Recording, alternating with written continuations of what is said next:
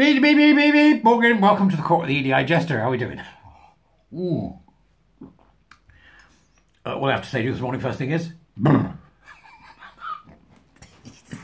Winter is upon us, winter. A time of joy and merriment at Christmas coming soon. I should be hiding in bed all day, thank you. Right, okay, so... this one's interesting. It's not directly related to what I get, not actionable, what's the word? Well, I get animated about, right? But it is of interest. So I thought that we might share it together, run up with the flagpole, see the salute, usual stuff. Buy me a coffee, become a warrior teacher. January start, very exciting. You can join now as a Jesterite, by the way, as well. Then you get, like, so if I do 4 or 5 videos, like, at once, because I've got lots to tell people, then you get them all at once, right? Otherwise, it comes out, morning and evening. So come be a Jesterite, get everything up front. And stuff that I put together that's just for them as well. Though I ain't getting to do much of that at the moment. It's really frustrating. So moving on, let's go to the Tory graph. And we have, in their money section, a fascinating piece, which I thought was worth sharing. Now, recruiters headhunting underperforming employees to avoid expensive payouts. Reverse hiring is the sneaky way to get rid of staff without them realising. Right? Now, that's what the Telegraph said. I think it's genius. Right? So, let's go through this. And then I'll comment, because, there's some interesting stuff that you can think about on the back of this. Companies are increasingly using recruiters to get rid of staff by the back door to cut their workforces and skirt around employment law. Reverse hiring works when a manager asks an external recruiter to headhunt an employee out of the business and place them elsewhere. The market finds a way. I absolutely love it, right? Employers cannot dismiss staff without good reason under British law. Well, I'm okay with that, right? There should be a good reason, right? Just firing people willy-nilly, right? Currently, a worker can only make a claim for unfair dismissal after 2 years of employment. The Labour Party has said it wants to cut this down to just 1 day. Oh, hey, have you met most people? Right. One city recruiter, Evan Jowers, a partner at Lateral Link, said law firms were among those using reverse hiring to downsize. Because they're crafty buggers. Right.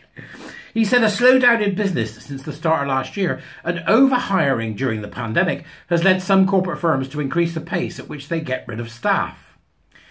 Mr. Jowers said there's been a rise in reverse hiring in major law firms because of layoffs in the industry since the third quarter of 2022 up until now. The practice is also understood to be prevalent in the financial services sector, media, real estate and energy.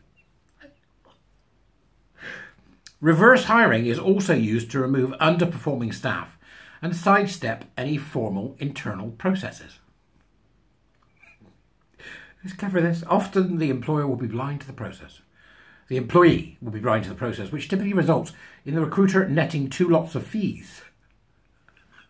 And the employer saving on potentially thousands in severance pay. It's genius. The market will find a way. It's absolute genius, no? There's a small subheading. A settlement could cost a fortune. There's an easier way to move them on.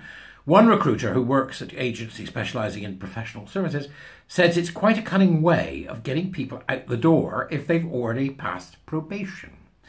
Certain firms that we work for would rather pay for a recruitment agency than have to pay for a severance package. A senior leader at an energy consultancy firm added, there are people who are not performing badly enough that you have to sack them, so it would be likely to be exiting a company with a separate settlement, and that could cost hundreds of thousands of pounds. Where? It's easier to, this is so middle class, it's easier to pass their details to a recruiter with the aim of moving them along. He added, if someone is underperforming, you have to put them on an improvement plan, have regular meetings and provide them with additional support. If you follow the policies, it is months and months before anything happens. So people are trying to shortcut the process. There is a bit of once they move on, it's not my problem. A bit. That's the whole thing. Has he gone? Yeah. Oh, thank God. Did he get any more money? Yeah. Good for him. It's the poor employer at the other end who doesn't know they're being passed a poison chalice of a bloke. Another recruiter said it can also be a savvy plan for businesses that need to make layoffs but want to avoid a negative impact on their share price if they are a public company, and as a means of avoiding negative press. However, employers are also warned of the legal ramifications. The main legal risk for the employer is being found to be in breach of trust and confidence, said Jeremy Coy, an employment senior associate at firm Russell Cook. He said they could claim constructive dismissal, but they won't have a good claim if it was less than 2 years after they joined, right? Okay, this is just great, right? So the shyster lawyers, right, are saying, if you've got a case, come to us and we'll kick your employer's ass. Rightly so, okay? So the employers are saying, well, hang on a minute, we can do it crafty here. Who should we ask to be crafty? Well, what are they doing in the law firms? Well, they're getting recruiters in to headhunt the bad people out and give them to somebody else. Right. So the lawyers are So the lawyers are getting people to headhunt the lawyer they don't want, to pass that lawyer on to another company so that they don't have to pay any money. And you're saying that we should consult the lawyers about what we do if the employee comes back and says, that was constructive dismissal. Is it me or the lawyers making money at both ends of this? Meanwhile, the recruiter's gone, yeah, I can do that. Here, psst, psst, Barney, what? Psst, psst, Barney, what? I want to head on you. Ooh, why? Got this great job over at such and such lawyers. Really? I'm paid well here. They'll give you $4,000 more. Hang on, I'll get my coat. So the recruiter's gone, right, rubby, I'm off. And then the lawyers just wait for the fallout. Either way, they win. It's a genius wheeze, isn't it? It's a genius wheeze. It is. Now, this interests me, not least of all, because there's a similar situation I've come across with other firms, which I think is gold, right? And that is, I'm sure I've said this before, you do this many videos, you forget. That when they've got an employee they want to get rid of, right? They say, what they've done is they've worked out how much their HR department's worth. Just in case you know, most of you, that's going to be zero, right, at the moment, sadly, right? And then they go, right, so HR's costing us 1.5 million a year, right, or 2.5 million a year, whatever it is. Okay, let's get shot of all of them except one person who sits on a phone with an outside organisation they call if they need help, right? So that's them, right, so we got rid of them. Right, what are we going to do next? Well, we have to deal with those people that, you know, we need to get rid of, or a bit of a pain in the ass, or we're on the verge of being naughty as an employer. Well, it's much better. So if you say to them, right, if their salary is £2,000 a month, you say, right, here's four times your salary. Here's £8,000, right? We're not getting on, ain't working here for you. So here's £8,000. That'll keep you going for 4 months while you find another job. See you later. Because that £8,000 is a lot less, isn't it? Multiply it is a lot less than paying for an HR company, an HR provision within. Yeah, interesting, isn't it? And then there was Coinbase, a couple of years ago, who wrote a letter saying, we ain't doing woke, and if you don't like it, bugger off. We're going to pay you a year's salary to go. And they paid them a year's salary to go and lost 5% of their 3,000 employees.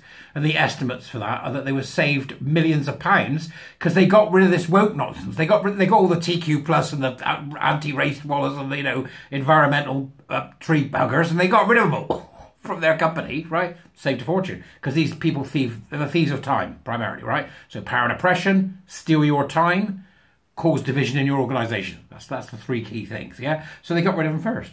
I think this is gold. You tell me. Is this employers being sneaky bastards, or is it not? Right? Now, so let's take a look, because that's obviously about law firms, isn't it? You know, they're all a bit highfalutin, aren't they, anyway? I've been for a drink with a lawyer. Right? They're all a bit highfalutin. That bloody, what's his name? That Dennis bloke. He's a lawyer, isn't he? Lawyer up, Dennis, I say. What do you reckon, Dennis? This good thing or bad thing? Right, so let's go to the public sector. Public sector, right, which after they've been there for their 2 years, it's like trying to get, you know, it's like trying to get a turd out when you're as constipated as a strut on the M5, right? You can't get rid of people for love of money. And they don't do it. It's like, oh, they go through the process, then they go off sick, then they come back in and go through the process. Ask people that work in the civil service, they'll tell you. There's about 1% of the entirety of the civil service that do this ridiculous nonsense constantly, over and over again. So you've got, the public sector's going, the private sector's going, right, we'll use this, it's easier, just get them out, right, go. Public sector's going, and now we're here at our 5th meeting about your non-performance. What to do, folks? What to do? Anyway, I thought it would amuse me. I thought it might amuse you. I'll see you later.